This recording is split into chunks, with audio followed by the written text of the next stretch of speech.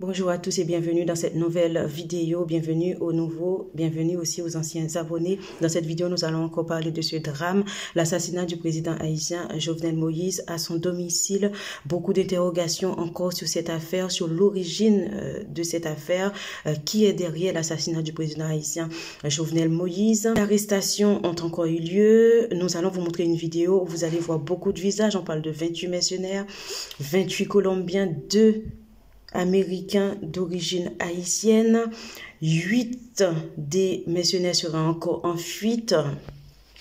Et ce n'est pas 4 qui auraient été tués, mais 3 selon la police, qui a confirmé l'information qui a été donnée hier, selon laquelle 4 des mercenaires auraient été tués, mais c'est bien 3 et non 4.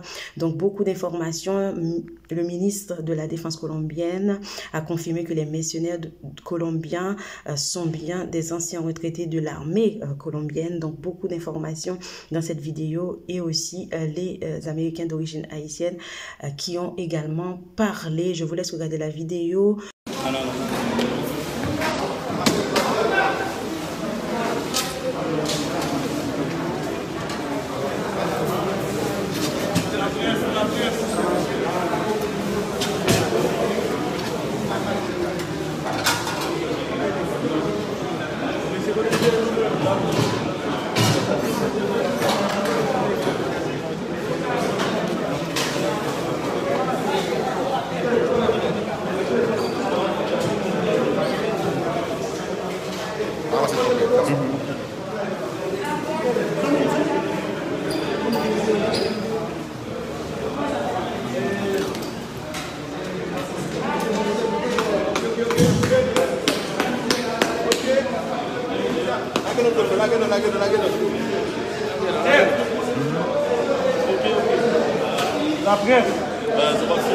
Comme vous avez vu dans cette vidéo, les policiers qui étaient en train de filmer donc les mercenaires, beaucoup d'armes ont été saisies, des téléphones portables, des passeports. Donc, il s'agit maintenant de continuer l'enquête. Donc, nous savons, et comme vous le dites dans beaucoup de commentaires des vidéos, qu'il y a eu beaucoup de violences en Haïti ces derniers temps. Ce n'est pas un secret, violence entre chefs de gang en Haïti. Donc maintenant, beaucoup se posent la question, est-ce que tout ça c'était pour faire diversion? Depuis combien de temps l'assassinat du président aurait été programmé? Donc il y a beaucoup de questionnements encore sur cette affaire. Des deux Haïtiens donc qui ont la nationalité américaine, l'un d'eux a décrété qu'il aurait trouvé ce travail sur Internet. L'autre dit qu'il était juste un simple interprète pour interpréter pour les Colombiens au moment de l'acte. Selon leur dire, qu'ils ne pensaient pas qu'il s'agissait d'un assassinat. Donc, ce sont les propos des deux Haïtiens qui ont la nationalité américaine.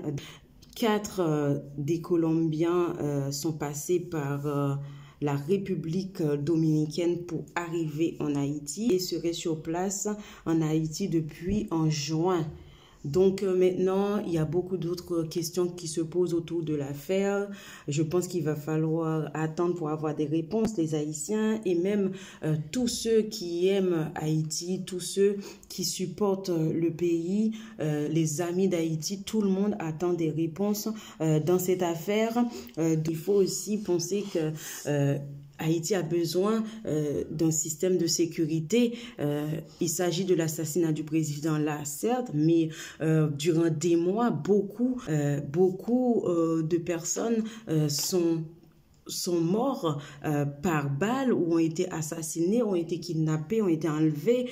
Encore la semaine dernière, des dizaines de personnes ont été tuées à Delma, en Haïti. Une journaliste même avait été tuée après avoir été menacée plusieurs fois par rapport au fait qu'elle donnait des informations, etc. Donc, c'est vraiment une situation de tension en Haïti. La situation n'est pas une situation qui arrive juste maintenant après l'assassinat du président. C'est depuis des mois que les Haïtiens vivent dans la peur. C'est depuis des mois que les Haïtiens vivent la peur au ventre, avec tout le temps beaucoup d'armes qui circulent dans ce pays, trop d'armes dans un petit pays comme ça, autant d'armes qui circulent. Ça fait des mois et des mois que les Haïtiens réclament plus de sécurité.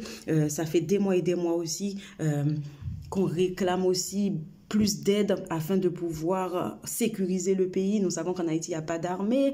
Le président avait commencé à former quelques personnes ou à rassembler quelques personnes afin de constituer l'armée haïtienne, mais nous savons bien qu'il n'y a pas grand monde, il n'y a pas vraiment d'armée. Donc, si le pays est face à tant de drames, tant de kidnapping de chefs de gang qui dirigent et qui font autant d'actes criminels, d'enlèvement, etc., le pays a besoin de sécurité et le pays a vraiment besoin de mettre en place un système de sécurité en urgence et c'est pas une affaire à prendre à la légère.